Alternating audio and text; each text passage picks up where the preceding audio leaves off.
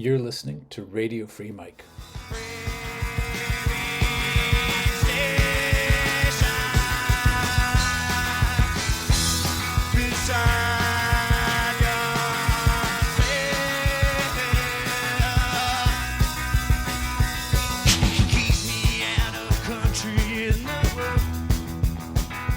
Welcome to Radio Free Mike, the podcast about freedom and its discontents.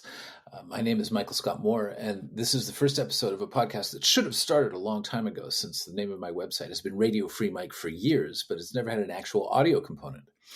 We are fixing this dreadful vacuum in the media landscape right now, as we speak. And today we're speaking to David Rohde, an editor at NBC News, who's worked also as an editor for The New Yorker, a columnist for Reuters, and a foreign correspondent for the New York Times. In 2008, he was taken hostage by the Taliban in Afghanistan and held for 7 or 8 months. But today we're going to talk about David's new book, Where Tyranny Begins, which is about the FBI and the Department of Justice under Donald Trump's first term. David, welcome. Thank you. Thanks for having me on. So before we start, I just wanted to admit that we are both former hostages, and I wanted to ask you briefly about being held hostage you were taken hostage in Afghanistan. Yeah, I mean, at this point, it was a long time ago, and it was, I went off to interview a Taliban commander who had interviewed a couple European journalists and not kidnapped them, but when I arrived for my interview with 2 Afghan colleagues, he abducted all 3 of us. Yeah, and they took you across the border into Pakistan, right? Yeah, I was in Kabul and finishing a book, and you can hear, I guess, the tone of regret in my voice, but he grabbed us just outside of Kabul and then was able to move us across 3 provinces of Afghanistan without any Afghan or U.S. forces seeing us, and then we were held for 7 months in the tribal areas of Pakistan. Right, wow. But you escaped.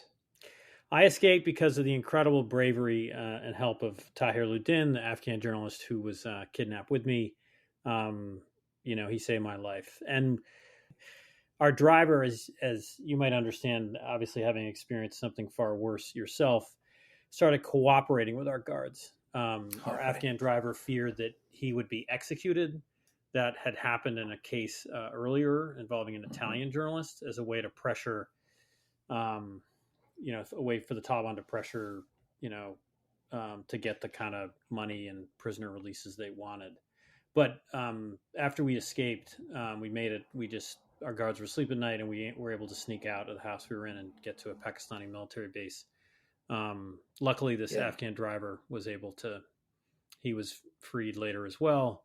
Both of them now live in the United States, and I'll regret always what I put them through, and I'm so lucky and elated that they both survived. Yeah, and the fact that you escaped with their help was a really big part of the story. When I read, you wrote a 2 or 3 part piece for the Times when it was all over, and I read that before I even went to Somalia, and so you were on my mind when I was in Somalia. I was thinking there has to be a way to escape, and that's not you, but the chain of thinking while I was on the ship led me to jump when the ship started to go south, and it didn't work, but it was the best swim of my life, I have to say. I would not have gotten anywhere without Tahir helping me, no question. Yeah. Well, okay, all that is in your book, Rope and a Prayer, but today we want to talk about your new book, which I really found very enlightening, is called Where Tyranny Begins. And that comes from a John Locke quote, I believe. Yes, it's from hundreds of years ago, but it's a reference to, where law ends, tyranny begins is one of his more famous quotes. And we can talk more about what that means now, but the book's about the Justice Department and the FBI, and in terms of authoritarianism, one of the areas where it first emerges is when it's seen that the law enforcement apparatus, the courts, the prosecutions are seen as being used to attack one's political enemies. Right. And where the idea is that where the rule of law breaks down, then tyranny has some room to move in. Yes, and that's the sort of pattern that's been seen with different authoritarian governments. And then right now in the U.S., I mean, there's a big debate. Republicans feel that Democrats weaponize, the Justice Department, the FBI to persecute Trump, Yeah. And now that Trump has won re-election, there's fear among Democrats that now Trump is going to weaponize the FBI and the DOJ and use it against the people who investigated Trump. So Right. It's a fraught debate. Yeah, and it goes back and forth, but the fears started under the first Trump administration, in part because he got very upset at the Obama administration, whether it was justified or not. He started to think that the Obama administration had been persecuting him almost as soon as he entered the White House. Yeah, and that's the pattern here. I mean, and this is all the result or symptoms or the impact of our hyperpartisanship. That not that there was ever any great moment in American history when both parties trusted each other, Mm-hmm. but I would say that since Watergate, and we'll talk about this a lot, but there was a bunch of reforms enacted since J. Edgar Hoover to prevent the FBI from being used for political abuses and to prevent the Justice Department, that the Attorney General, would be independent. And in the past, there was, I guess, some belief that a prosecutor or an FBI agent or even a police officer could put aside their own political beliefs and sort of carry out a fair criminal investigation. Yeah. And what's happened today is that neither side trusts the other side, or no, they don't even trust these career lawyers who work in the Justice Department for Republicans and Democratic administrations. Everyone, doesn't trust anyone. Yeah. But when Trump, I mean, like I said, early in the administration, in 2017, just after he got elected, when Trump started to say that he was being persecuted by Obama, who had just left government, a lot of people in Trump's own administration were surprised. Yeah, and they were surprised at how public Trump was being about this. Again, post Watergate, there was a view, and there was eight presidents in total since Watergate, Mm-hmm. 4 Republican and 4 Democrat, that they didn't sort of publicly call out their predecessors for persecuting them. They didn't call out, a lot of this was about the Trump-Russia investigation and what led the FBI to launch the Trump-Russia investigation. Right. But so Trump saw this as a completely, cooked up, corrupt investigation by the Obama administration. I mean, it was the facts are that the FBI launched the investigation itself. It didn't have anything to do with Obama. Yes. You made that clear in the book, yeah. Yes, and it really started because of, according to the FBI, the people involved in starting it began because of Trump's own actions. Trump at a press conference saying, "Hey, Russia, can you find, Hillary Clinton's missing emails?" Right. Russia doesn't find those emails, but they do hack into the DNC computers. They get very embarrassing, email exchanges involving Debbie Wasserman Schultz, then a senior leader in the DNC, and then those are released publicly. Right. So there's meetings in Trump Tower between a lawyer, this female lawyer with ties to Putin, and she meets with different members of the Trump family. That leads to another headline. Right. And and then of course there's the dossier, which we can get into, but that's the sort of beginning of this core, first distrust, but it's the emergence of Trump's tactics, which are new tactics. And he aggressively attacks this investigation. Right. Presidents didn't do that for 50 years. Right. They thought it was a political loser. So sorry, go ahead. That's right. Yeah, it was not a baseless investigation by the FBI, and he attacked it as if it were just persecution. And the reason why presidents didn't do that, even if they thought that about their enemies, went back to Watergate. So that's a really important premise of your book. So these are some Watergate norms that sort of made people tiptoe around these things. So talk about that a little bit. Yeah, the 8 presidents I mentioned, the 4 Democrats, 4 Republicans, all feared that if they meddled in a special counsel investigation, if they meddled in an FBI investigation into themselves and their families and their sort of inner circle of aides being corrupt, that if they meddled, it would backfire on them politically. Right. They didn't want to be forced to resign like Richard Nixon. And what Donald Trump has done, successfully is just blow that expectation, to smithereens. That Right.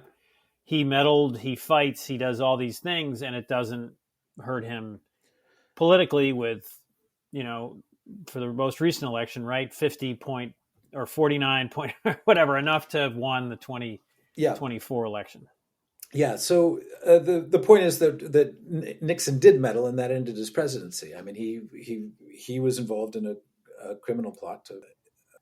They broke into the Watergate Hotel, and that scandal ended Nixon's presidency. And since then, the government's tried to be clean, or tried to be cleaner about these cleaner things. I think is fair. And there's been a lot of special counsel investigations. Democrats are very angry with special counsels, during Whitewater, Ken Starr, getting, finding evidence of perjury by Clinton in what began as sort of a real estate investigation about maybe profiteering by Bill and Hillary Clinton. So it's, there's a fear of, we've gone so much farther than at least ever existed since Watergate in terms of, staying away from criminal investigations, letting the Justice Department and FBI pursue crimes. And the broader idea here is that it is correct for a president gets elected. A president has a democratic mandate to carry out certain policies. So when it comes to the broad law enforcement approaches of the Justice Department, it's correct for the president to say, I just won my election. I want you to go crack down on violent crime. Or I just won my election. I want you to go crack down on environmental violations. That is a broad policy mandate. That is correct communications and direction between the president and the attorney general and the Justice Department. But again, the norm was that the president should play no role in individual criminal investigations. Right. And that's, again, to avoid corruption. Go investigate, that CEO because they didn't, give me enough of a campaign contribution. Right. And we've seen Biden try to toe that line very carefully when the Justice Department under him went after Trump. He did, and then, so we can talk about Trump, and there's the first half of the book is Trump and different people in the Justice Department trying to kind of enact his policies, and then juggling, what do I do when he pressures me to do these specific things about specific cases? They're sort of shocked that he does it and don't know what to do. And then Biden with Merrick Garland is, particularly Merrick Garland, who's a complete, believer in the post-Watergate system and the independent Justice Department and FBI, is incredibly cautious about doing everything in the most nonpartisan way, not having any contact with the White House in any way. Again, Republicans dismiss all this and say, oh, no, there's all kinds of secret communications going on. But I didn't find that. And if anything, Merrick Garland is sort of criticized for maybe being too cautious. Too slow, and too concerned about appearing, to be, acting in a partisan way by investigating Trump. But it's interesting to sort of focus on Merrick Garland for a minute, because you go into his background and point out that he considered that the fact that his family had a decent life in America after its experience in Europe in the middle of the 20th century, that those were the reasons for his interest in very strict rule of law, especially after Watergate. Yeah, and this is back to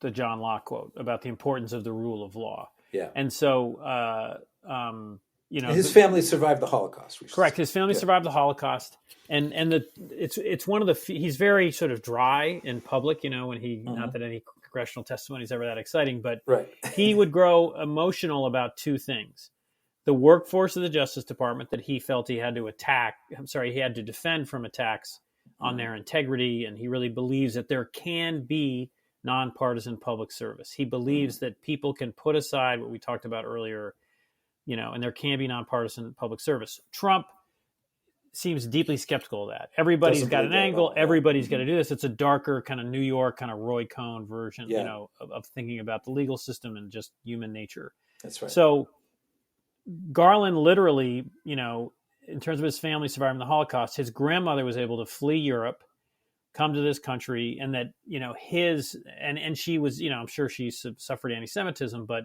she was, did not suffer violence. There weren't, and so due to the rule of law, she was able to come to this country, thrive, and then eventually have this grandson, Merrick Garland. So Merrick Garland literally credits the rule of law in the United States with his very existence. Got it. And he believes it passionately. And so I constantly would talk to people around Garland and try to understand this better. And they said he tells, I was like, saying so little, like Trump is just attacking you and defining you and every day calling it the corrupt Biden DOJ. Right. And Garland was like, yes, he's told aides, yes, the Justice Department has one hand tied behind its back because it can't fight back against these partisan actors. But Garland has said, I will never allow the Justice Department to act in a partisan way or be a partisan actor. If I did, that would be the end of the rule of law. Right. And so there's the kind of conundrum in when you essentially have an idealistic side, or these people who believe that the Justice Department can act in an apolitical way in a hyper partisan environment, and clearly much more of the partisan attacks and I think exaggerated and false claims are coming from Trump. There's been some Democratic criticism of the Justice Department, but my worry, Michael, is just that for American democracy to continue, there have to be certain positions that are nonpartisan. An election clerk who, counts the votes, a judge who maybe decides a case, and then, even journalists who are sort of have to present basic facts in sort of a nonpartisan way. And as we just grow more and more hyperpartisan, we don't trust, that there are people just making basic judgments on the facts, then we're in danger, I think. Yeah, and there are people, a lot of people on the left who thought that Garland was too slow, and to the point of suggesting that he was part of a grand scheme among Washington elites to bring Trump back into power. But that's not your assessment at all. No. Your portrait of him is suggests that it's very personal for him that the government should be seen to be nonpartisan as much as possible, or the DOJ. Yes. And he really believed, and I've been told he was stunned by the 2024 election results. Yeah. But he really believed that if they did everything by the traditional rules, which now are sort of 50 years old, that the public would have... I'm sorry to interrupt, but you're listening to a free preview of this episode. And if you'd like to hear more, please hit the link in your show notes or at the bottom of the email we sent you and upgrade your subscription over at Substack. The whole episode is open to paid subscribers to Radio Free Mike, and if you need to, you can find the whole recording at Substack at michaelscottmoore.substack.com/podcast. Thanks for listening.